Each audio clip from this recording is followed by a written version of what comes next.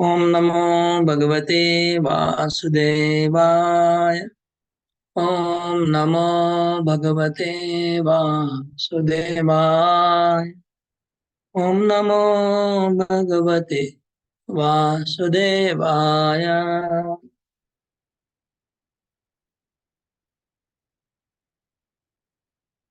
हरे कृष्णा। अक्रूर जी की स्तुति चल रही है। अक्रूर जी ने पिछले श्लोक में कहा कि सब देवता को पूजा करने वाले भी आपके ही पूजक हैं। वो इनडायरेक्टली सब लोग आपकी पूजा करते हैं। ऐसे अक्रूर जी ने कहा था। तो उसको अभी एस्टेब्लिश करने के लिए किस प्रकार सब लोग जो जिसकी भी पूजा करते हैं लेकिन वो भगवान की पूजा हो रही है, उसका उदाहरण देखिए। भगवान के विराट रूप का वर्णन कर रहे हैं। तो भगवान के विराट रूप में सब देवताओं का अधिष्ठान है। भगवान का जो विराट रूप है उसी में तो सब कुछ। विराट रूप मतलब जो भी कुछ दिखता है हम लोग को, सब कुछ भगवान के अंदर ही है। भगवान के बाहर कुछ नहीं है, इसको विराट रूप बोलते हैं। तो उसका श्लोक नंबर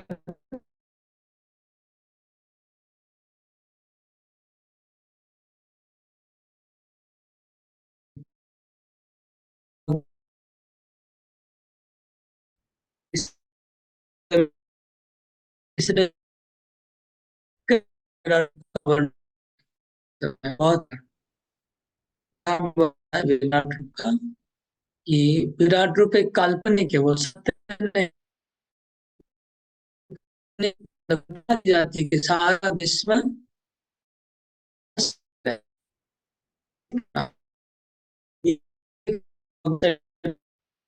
सब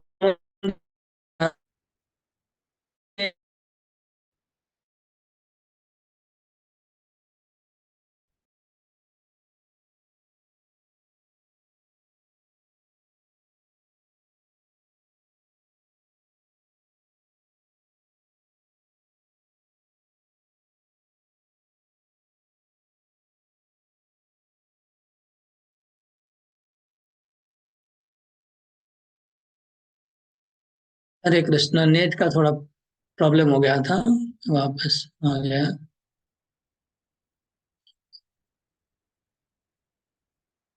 बोल रहे थे कि विराट रूप जो है, ये विश्व, पूरा विश्व भगवान का शरीर है, ऐसी कल्पना करने को विराट रूप कहते हैं। उसको विराट रूप कहते हैं। कैसे कल्पना की जाती है? जो जो भी कुछ दिखता है संसार में उसको भगवान के शरीर के साथ तुलना की जाती है। काल्पनिक तुलना है। जैसे सूर्य और चंद्र भगवान की आंख है, ऐसी कल्पना की जाती है। तो इस प्रकार से अगर कोई भगवान की पूजा करेगा तो वो भगवान की पूजा होगी। कि ठीक है, सूर्य चंद्र भगवान की आंख है, और सब जो जो दिख रहा है सब कुछ भगवान के शरीर के अलग अलग अंग है। इस तरह से भगवान की एक विराट रूप की उपासना होती है। और ये विराट रूप काल्पनिक है, सत्य नहीं है। लेकिन इसको करने से धीरे धीरे भक्ति आ जाएगी भगवान के प्रति। तो आइए हम सुनते विराट रूप का वर्णन। अ, हम तो सोच रहे थे आप लोग ड्राइंग भी कर सकते हैं एक पेपर में।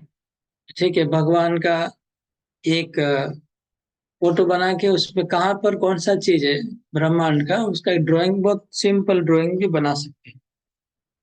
ये विराट रूप का बहुत इजी है। बच्चों को भी बच्चों को ड्राइंग करवाने के लिए बहुत अच्छा है, ये सब्जेक्ट है। मैं पढ़ता हूँ। अग्निर्मुखं ते अवनियंघ्रिरीक्षणम् सूर्यो नभो नाभिरथो दिशश्रुति। अग्नि अग्निमुखं तिरवने अङ्घ्रिरीक्षणम् सूर्यो नभो नाभिरथो दिशा श्रुति। द्योकं सुरेन्द्रास्तव बाहुवोर्णवा कुक्षे मरुत्प्राणबलं प्रकल्पितम् रोमाणि वृक्षोदयशिरोरुहमेघा परस्यास्ति नखानि ते द्रया निमेषणं रात्र्यनि प्रजापति मेढ्रस्तु वृष्टिस्तव वीरवेश्यते। है तो अभी हम देख लेते हैं भगवान के कौन से शरीर का अंग क्या क्या है। अग्नि भगवान का मुख है। अग्नि को भगवान का मुख कहा गया है। हाँ, हमारे ये सुक्त पुरुष सुक्त में आता है, मुखाद अग्नि रजायत। भगवान के मुख से अग्नि प्रकट हुआ है, तो अग्नि को भगवान का मुख कहा गया। जैसे आप लोग को पता होगा, जब सर्वदेवमय शब्द आया था तो हमने कहा था कि हमारे शरीर में जितने भी इंद्रियां हैं उसके भी अधिष्ठाता देवता है। तो मुख का अधिष्ठाता देवता हमने कहा था अग्नि है ना, मुख।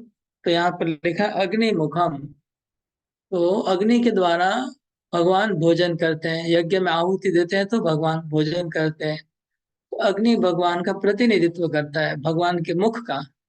इसलिए अग्नि को भगवान का मुख बताया गया, क्योंकि अग्नि सब चीजों को जला देता है। तो विराट रूप सबको खा जाता है, अग्नि के माध्यम से विराट रूप सबको खा जाता है, इसलिए अग्नि मुखम। अवनि अंग्रे, जो पृथ्वी है वो भगवान के पांव है। पृथ्वी पे हम लोग चलते हैं ना, तो भगवान का पांव उसके ऊपर रखा जाता है, पृथ्वी के ऊपर। तो पृथ्वी भगवान के पांव को प्रतिनिधित्व करती है। सूर्य भगवान की आंख है। दूसरे जगह सूर्य चंद्र को दो आंख बताया गया है, खाली सूर्य को आंख बताया गया है। आकाश भगवान की नाभि है, क्योंकि भगवान की नाभि बहुत डीप है। और उसमें जो डीप, उसमें भगवान की नाभि में जो होल है वो आकाश के जैसा है, इसलिए आकाश को भगवान की नाभि बताया गया है। और हमने बोला था कान के देवता दिक् देवता है, तो यहाँ दिशाओं को भगवान का कान बता दिया गया है। जो 10 दिशा है वो भगवान के कान है। मतलब जो भी आवाज हम करते हैं तो वो दिशाओं में जाता है, तो भगवान सुनते हैं। द्योकम, तो स्वर्ग है भगवान का सिर है। तो भगवान का जो रूप है वो स्वर्ग तक ऊंचाई उसकी है, तो स्वर्ग भगवान का सिर है।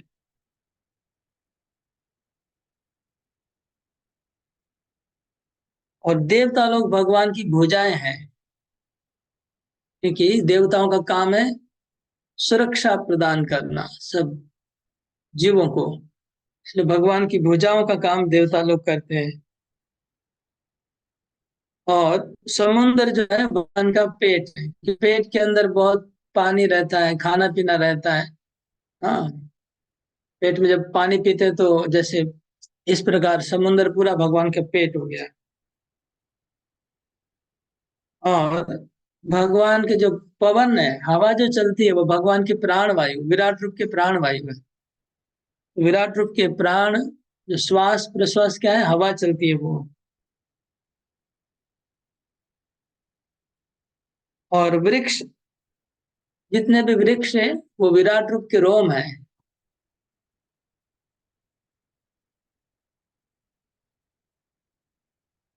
और जितनी वनस्पतियां हैं वो भगवान के सिर के बाल है। नहीं, मेघा, बादल है वो भगवान के सिर के बाल है। भगवान के नहीं, विराट रूप के। विराट रूप के सिर के बाल रूप की कल्पना की जाती है बादलों की। और भगवान के जो बड़े बड़े पहाड़ हैं वो विराट रूप की हड्डियां हैं। बड़े बड़े पहाड़ है वो विराट रूप की हड्डियां और नख है। और दिन और रात विराट रूप की आंख, निमिष आंख जो हम लोग मिचते और खोलते हैं वो विराट रूप की। तो दिन रात होती है, मतलब विराट रूप आंख बंद कर रहा है और खोल रहा है। और प्रजापति भगवान की जननेन्द्रिय है। प्रजापति। और वृष्टि बारिश जो होता है विराट रूप का वीर है। बारिश हुआ मतलब विराट रूप का वीर है। ये हो गया विराट रूप का वर्णन। तो इस तरह से यहाँ पर अक्रूर जी ने बताया कि जो जिस भी देवता की पूजा करता है, क्योंकि सब कुछ तो आप में ही है, आप ही सब कुछ बने हुए हैं, तो आपकी पूजा हो रही है। तो यहाँ पर प्रश्न उठता है, तो भगवान पूछते हैं तो फिर इसका मतलब क्या ये हुआ कि जो लोग विराट रूप की पूजा करते वही मेरे भक्त हैं?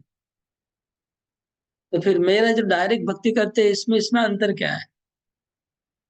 वो लोग अगर देवता के उपासक भी मेरी पूजा कर रहे हैं और मेरे भक्त भी मेरी पूजा कर रहे हैं, तो फिर दोनों में अंतर क्या है? तो दोनों क्या बराबर होंगे? तो नहीं नहीं नहीं, दोनों बराबर नहीं है। देवताओं की उपासना करने वाले देवलोक को प्राप्त होंगे और आपकी उपासना करने वाले आपको प्राप्त होंगे। तो फिर तुमने जो मेरा विराट रूप का वर्णन किया, तो फिर उसके लिए विराट रूप का और भगवान का स्वयं सच्चिदानंद विग्रह, जो भगवान का एक सच्चिदानंद धाम है, वैकुंठ धाम, उसमें जो भगवान रहते हैं साक्षात रूप में, उसमें और ये विराट रूप में वर्णन डिफरेंस क्या है वो बता रहे हैं अगले श्लोक में। तो त्वय्यव्ययात्मन् पुरुषे प्रकल्पिता लोका सफला बहुजीव संकुला यथा जले संजीते जलोकशोऽप्युदुम्बरे वा मशका मनोमयी। तो बोलते हे प्रभु, नहीं नहीं नहीं, ये विराट रूप तो आपका भौतिक रूप है। इस भौतिक रूप में तो 6 प्रकार के परिवर्तन होते हैं। जैसे इसका जन्म होता है, फिर बढ़ता है, फिर स्थिति होती है, फिर बाय प्रोडक्ट होता है, फिर इसका विनाश हो जाता है। लेकिन त्वयि अव्यय आत्मन, लेकिन आप तो अव्यय है, आपका कभी विनाश नहीं होता। आपका तो अलग, विराट रूप से अलग आपका सच्चिदानंद रूप आप वैकुंठ में विराज करता है। विराट रूप तो आपका भौतिक रूप है, वो तो नाशवान है, उसकी पूजा आपकी पूजा नहीं मानी जा सकती है। ये तो प्रकल्पिता, ये तो आपने कल्पना की गई है। लोका सपाला बहुजीव संकुला, ये आपके विराट रूप के अंदर जितने भी देवता हैं और जितने भी बड़े बड़े लोक हैं, लोकपाल हैं, और जितने भी जीवात्मा हैं, सब इसमें आपके विराट रूप के अंदर है। कैसे है? जिस प्रकार समुन्द्र में बहुत सारे जीव रहते हैं, यथा जलोकशम, जैसे समुद्र में बहुत सारे जीव रहते हैं, मगरमच्छ है, मछलियां, असंख्य जीव है। इसी प्रकार आपके विराट रूप में ये बहुत सारे जीव रह रहे हैं। उससे आपको क्या फर्क पड़ता है? फिर वो उदाहरण उनको अच्छा नहीं लगा, फिर दूसरा उदाहरण देते हैं। उदुम्बरे व मशका, जैसे उदुम्बर, उदुम्बर मतलब हिंदी में लिखा गुलर, जिससे जो दर बोलते हैं हम लोग, दर होता है ना, दर के अंदर बहुत सारे कीटाणु आते जाते रहते हैं। जैसे पेड़ के साइड में छोटा गड्ढा जैसा होता है, और उस गड्ढे में असंख्य कीटाणु अंदर घुसते आते हैं। बोले इसी प्रकार आपके अंदर, जैसे उडुम्बर के अंदर, गुलर के अंदर असंख्य जीव घुसते बाहर आते हैं, इसी प्रकार आपके अंदर ये असंख्य ब्रह्मांड आपके शरीर के रोमकूप में घुसते बाहर आते हैं। तो ये तो आपसे कोई मतलब ही नहीं है। ये जो जीव है और ये जो ब्रह्मांड है, ये तो आपके रोमकूप में अंदर घुसते बाहर आते हैं, और आप योग निद्रा में कारण सागर में सोए रहते हैं नारायण रूप में। तो आप तो इससे बहुत ऊपर है, बहुत महान है। ये तो कल्पना की गई है मनोमय कि आप विराट रूप हैं। तो फिर भगवान कहते हैं कि ठीक है, तो अगर मेरी आ, आपका वो जो मेरी असली पूजा कैसे होगी फिर, ये अगर विराट रूप की पूजा मेरी असली पूजा नहीं है तो असली पूजा क्या है? तो अगले श्लोकों में कहा गया है। अथवा चक्रवर्ती ठाकुर कहते हैं कि समझ लीजिए कि ये भगवान का सच्चिदानंद रूप जो है, वह ये जो विराट रूप है, इसको समझना बहुत कठिन है। हाँ, उनकी उपासना बहुत कठिन है, तो कैसे उनकी उपासना करने से सरलता से भगवान को प्राप्त किया जा सकता है? तो अगले श्लोकों में बहुत सुंदर बोलते हैं कि आप सच्चिदानंद विग्रह वैकुंठ में हैं, अव्यय हैं, लेकिन आप अवतार लेके पृथ्वी पे आते हैं। और जब आप अवतार लेके आते हैं, उन अवतारों की अगर पूजा करेंगे, वो आपकी साक्षात पूजा है, वो देवता पूजा से बहुत श्रेष्ठ है। तो भगवान की यहाँ पर 10 अवतार का वर्णन है, बहुत सुंदर। हम लोग दशावतार स्तोत्र गाते हैं जयदेव गोस्वामी का। और दशावतार स्तोत्र अ, जयदेव गोस्वामी तो 800 साल पहले उसकी रचना की है, बहुत फेमस है, पूरे इंडिया में सब जगह उसका अभिनय होता है। लेकिन ये दशावतार की कल्पना क्या जयदेव गोस्वामी ने की? नहीं, ये भागवत में ही है। यहाँ पर अक्रूर जी 10 अवतारों का गायन कर रहे हैं। बहुत संक्षेप में 10 लाइन में 10 अवतार, बहुत अच्छा है। एक एक लाइन में एक एक अवतार का कीर्तन है। इसको तो गाया जा सकता है, बहुत सुंदर है गाने के लिए भी।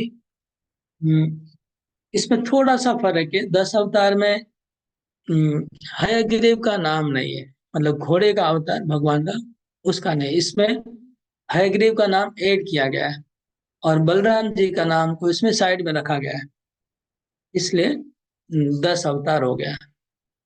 और इसमें कृष्ण बलराम दोनों का नाम है, अगर कृष्ण बलराम दोनों को पकड़ेंगे तो 12 हो जाएगा, या फिर 10 अवतार है। यानि यानि ह रूपाणि क्रीडनार्थं विवक्षि ते रामृष्टसुचो लोका मुदा गायन्ति ते यशा। आप जो जो रूप धारण करके इस संसार में अवतार लेते हैं, अलग अलग रूपों में, अगर अलग अलग समय में अलग अलग लीला करने के लिए, खेलने के लिए आप अलग अलग अवतार लेके प्रकट होते हैं। और जो लोग आपका भक्ति, डायरेक्ट भक्ति करना चाहते हैं, वो आपके इन अवतारों का स्तुति करते हैं, गायन करते हैं। आपके अवतारों के चरित्र का गान करने से आपकी डायरेक्ट सिद्धि भक्ति हो जाती है। और अवतारों का गान करना, श्रवण कीर्तन पूजन करने से आपकी भक्ति होती है। वो अवतार क्या है? तो ये जो 10 अवतार का क्रम है, सेम क्रम है। मत्स्य कूर्म वराह नृसिंह वामन राम। देखिए, मत्स्य कूर्म वराह नृसिंह वामन, फिर परशुराम, राम, बलराम, बुद्ध, कल्कि। इसमें थोड़ा वेरिएशन हुआ। मत्स्य के बाद हयग्रीव आए, फिर कूर्म, मत्स्य हयग्रीव कूर्म वराह, फिर सेम सीक्वेंस है, पूरा सीक्वेंस है किया। 10 अवतार में जो क्रम है, वही क्रम इधर भी दिया गया है। हम लोग गाते हैं, आप लोग भी गाइए। आप लोग भी गाइए साथ में।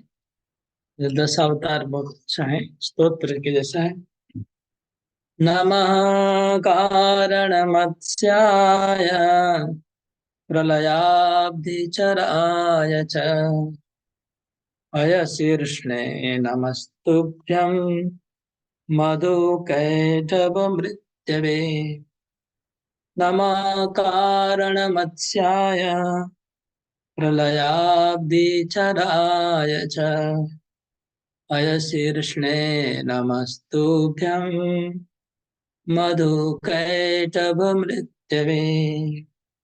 अकुपाराय बृहते नमो मन्दरधारिणे क्षित्युद्धारविहाराय नमः शूकरमूर्तये। नमस्ते अद्भुत सिंहाय साधुलोकभयापः वामनाय नमस्तुभ्यं क्रान्तत्रिभुवनाय च नमो भृगुणाम्पतये दृप्तक्षत्रवनच्छिदे नमस्ते रघुवर्याय रावणान्तकराय च नमस्ते भृगुणाम्पतये दृप्तक्षत्रवनच्छिदे नमस्ते रघुवर्याय रावणान्तकराय च नमस्ते वासुदेवाय नमः संकर्षणाय च प्रद्युम्नाय अनिरुद्धाय सात्वतां पतये नमः नमो बुद्धाय शान्ताय नमो बुद्धाय शुद्धाय दैत्यदानवमोहिने म्लेच्छप्राय क्षत्रहन्त्रे नमस्ते कल्किरूपिणे। हरे कृष्ण। वो दशावतार का वर्णन है। नमो कारण मत्स्याय प्रलयाब्धि चराय। पहले मत्स्य अवतार, मत्स्य अवतार में भगवान कारण समुद्र में उन्होंने विचरण किया, कारण समुद्र में विचरण किया और सत्यव्रत मुनि को कृपा किया।